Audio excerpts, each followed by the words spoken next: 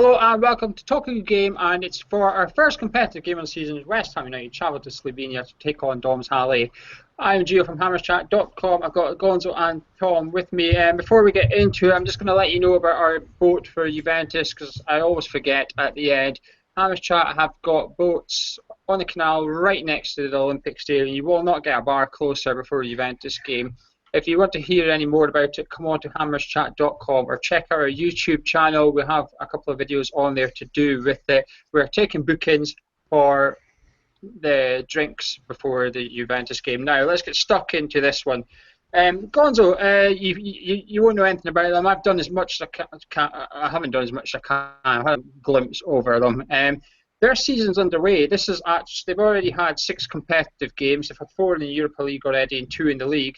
Do you think this gives them an advantage in terms of fitness? Yeah, possibly, but I think at some point quality of player sort of supersedes fitness, so it doesn't matter. I don't care if they've played a few games so far. Apparently Bilic has been having our fellas doing double training shifts all through the States and in Austria, so I think it will probably count for very little. Tom, do you go into these kind of things expecting West Ham just to turn this side over? I know as a player you get told, you've got to turn up, you can't expect the win, etc., etc. But as a fan, are you thoroughly expecting West Ham to go through with these? Not really, because West Ham always make life difficult themselves. We saw it last year, playing against a Maltese side. Even I know it was development sort of squad players playing a lot of those minutes, but you would expect them to at least give a bit of competition. But you can't be too wary because we're not used to playing maybe a European style of football compared to other teams from other countries. They could be quite a hard team. You just don't know what you're going to expect on the night from a team, and it's difficult travelling to these faraway countries, Slovenia, Belarus, wherever you go. It could be a tough test, so I wouldn't take them lightly at all, because like last year we could be quite easily knocked out before the group stages. Gonzo, do you share that opinion, or do you have a different one to Tom there about expecting to go through? I think we have to expect to go through. I think it's different to last season. I went to a couple of the European games last season, and we played Cullen and we played Samuelson, and there was a lot of experimentation going on as well.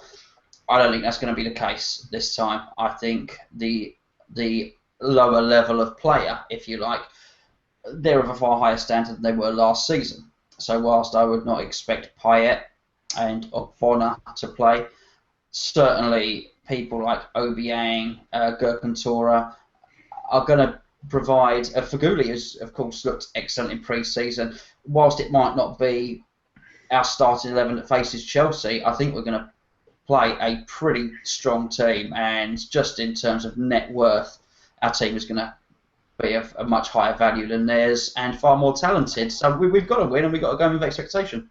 Tom, last season, Bilic wrote this off before we even kicked the ball, if you like. In the previous rounds, you fielded weaker sides, and we still got through.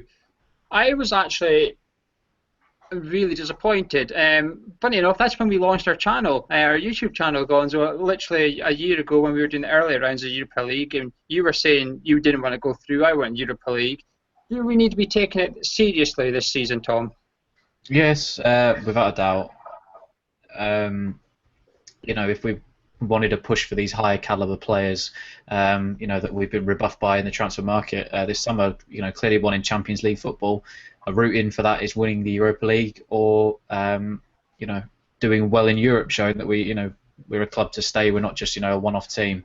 I understand that playing in the Europa League can affect form. I think actually if Tottenham weren't in the Europa League this year, I think they probably could have gone on to win the title. So it can hamper your season if you've not got a big enough squad depth.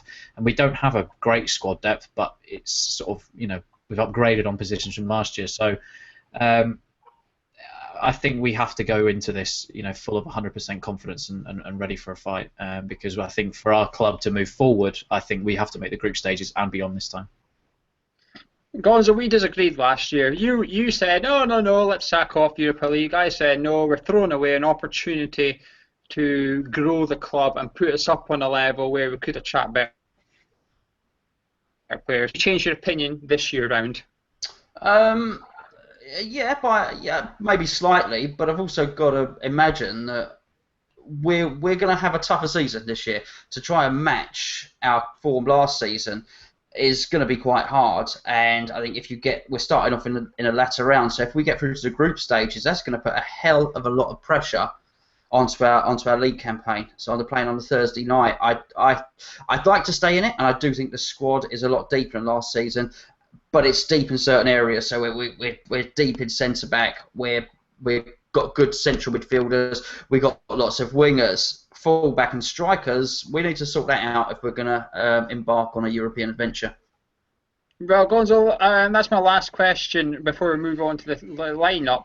If we do go through, do you expect this to alter our transfer activity towards the latter stages of the window? Do you expect us to bring in a couple more players, whether it's just loans to bulk out the depth or not? Well, yes, but loans, I mean, we keep getting loans, don't we? We're doing a lot of loans. We're touching on another subject and almost getting into transfer stuff there, but I think most clubs, because of the Premier League deal this year, have got 40 to 50 million to spend. You've got to think we've added 10 million from Tompkins for that anyway, and maybe 5 million has gone on Tora's loan deal. So we've got a lot of money there. So never mind getting in loan deals, we actually need to start spending some of this money, which I know is probably harder than it sounds, but nonetheless, I do think we've got to go out and we've got to strengthen the squad. And certainly, what you say, if we get through to the group stages in Europe, that is a must, and it probably will influence the spending. But someone's got to be bought anyway. We need to bring in some more players. Well, before I ask these two what starting 11 they want to see in Slovenia, in the middle of the show last season, we always speak about the referee, and you're probably thinking, you don't know who the referee is. Wrong. I know who the referee is. Our referee is a Turkish man. I don't know how you say his name, though. Miti Kalkahan. He's actually a mechanical engineer, so that sounds like a promising referee for us. But he is one of the better referees in Turkey. He refereed the cup final between Fenerbahce and Galatasaray in May. He does, however, like his cards, he hands out loads of yellow cards. He handed out 9 red cards last season. Tom, do we need to be clever this year in Europa League? Last year, we fell for schoolboy tactics. There was Sunday League tactics happening out on the pitch, and Mark Noble was puffing his cheeks, calling the opposition fat. We were getting red cards left, right, and centre. In our friendly in Austria, we just seen Mark Noble and Winston Reid squaring up to someone and trying to encourage a Barney. Andy Carroll tried to have a Barney with someone, and this was all in the same game. Do our heads need to be switched on more in Europa League this year?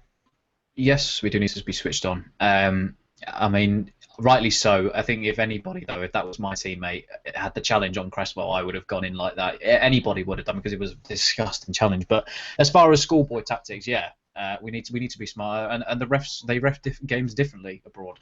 You know, challenges that we'd see over in this league wouldn't be given, you know, in a Spanish league, or they would be given. The way that they ref things are a lot differently, and these, you know, these Russian teams or these German teams or Spanish teams, they do love a dive, they do love a foul, and we don't need to be drawn into that. And I'm hoping that this time round, you know, Slav knows his players, he knows what it's about, and he'll be focused on one job and one job only.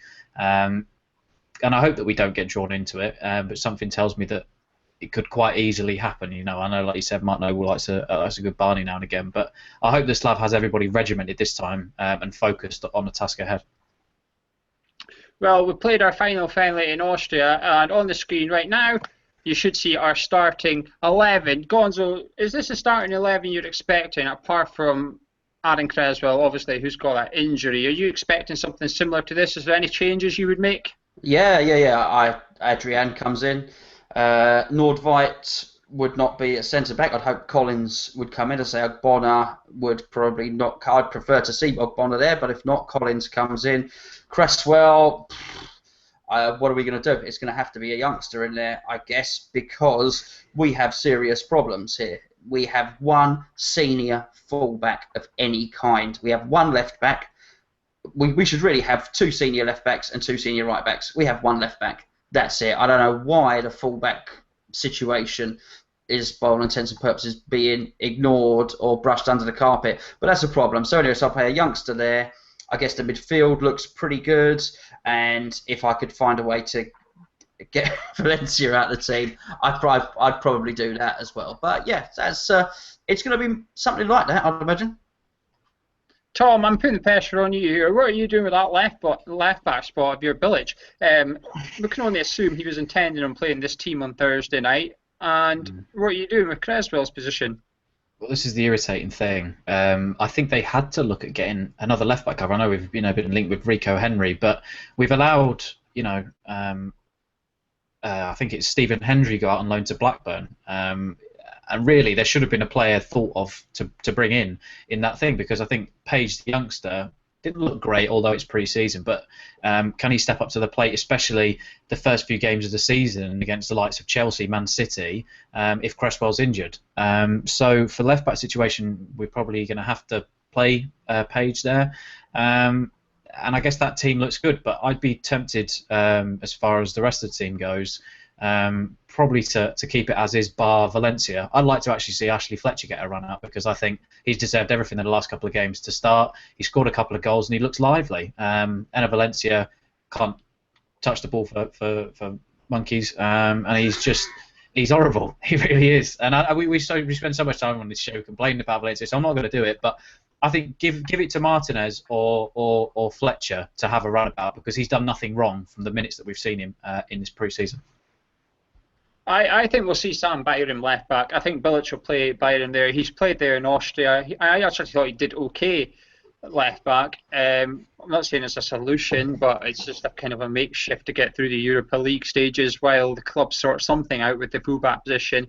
And funny enough, I think we need Joey O'Brien. I think literally the one player we did release in the summer is actually someone we could really do with right now. Someone who can cover right back and can cover left back. And when he was called upon last season, he did okay. Now I do think we should be getting away from that standard of player. But he's versatile, and that's exactly what we're missing in our squad right now. But now it's time for a very hard question, considering we don't know who we're playing. Tom, I'll come to you first. What's your score prediction? I'm going to be optimistic. He asked for a score prediction rather than a horse impression, Tom. Yeah, I'll be a pretty good horse impression, but I'll. As long as we get an away goal, I'm going to go 2-1 West Ham, because again, I don't know what kind of team we're going to come up against, but I hope that we would have enough quality to score at least 1 or 2 goals. And if away goals are counting, then really we need to be looking at 1 or 2. So I reckon 2-1 on Thursday night. Gonzo? Horse impression first, please, Gonzo. 1-0. That's an Andy Carroll impression. Was it really? 1-0 away, boring European win. One of those boring European 1-0 jobbies. Yeah. Dodgy referee. What was his name again, Gio? Mehdi Kalkan. Well, if anyone can, Mehdi Kalkan, if you know what I mean. Yeah, 1-0 away. I'm going to go for 1-1, and I'm going to go for a West Ham red card. I do think our discipline is going to let us down. And I'm looking at the man that was signed from Borussia Mönchengladbach. I think pre-season he's been diving into tackles, and I do think he's going to be our culprit on Thursday. He worries me. He does worry me, and I'm going to say it now. But hopefully we can get the win. Anyway, make sure you check out our forum at hammerschat.com, and make sure you subscribe to our channel here. Thank you all for watching, and hopefully we can get off to a winning start.